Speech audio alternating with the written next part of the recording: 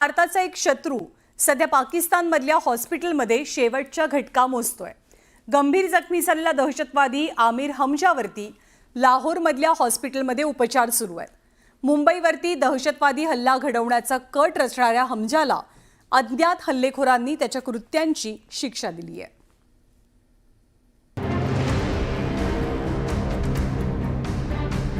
दहशतवादाचा क्रूर चेहरा असलेला आमिर हमजा गंभीर जखमी झालाय।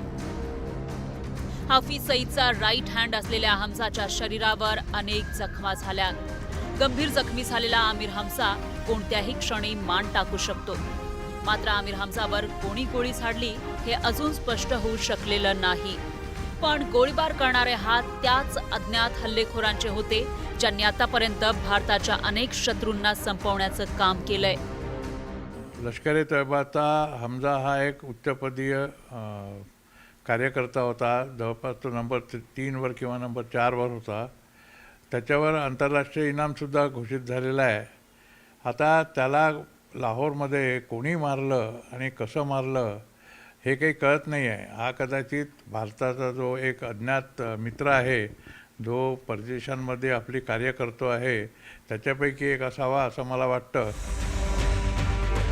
आमिर हमजा हा पाकिस्तानातील पंजाब प्रांतातल्या गुजरानवालाचा रहिवासी होता।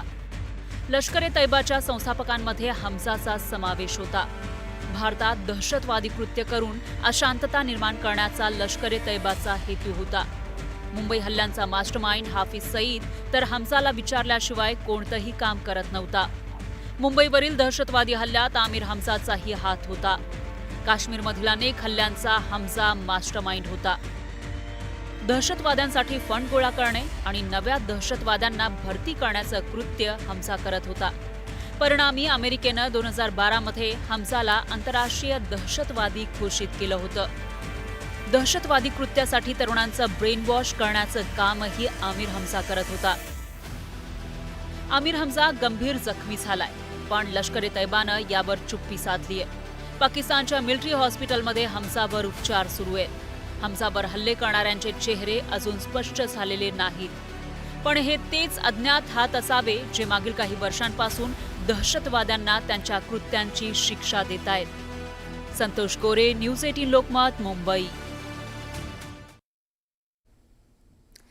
त्यामुळे पाकिस्तानमध्ये आता हमजा जो आहे तो अखेरच्या घटका मोजतो आहे।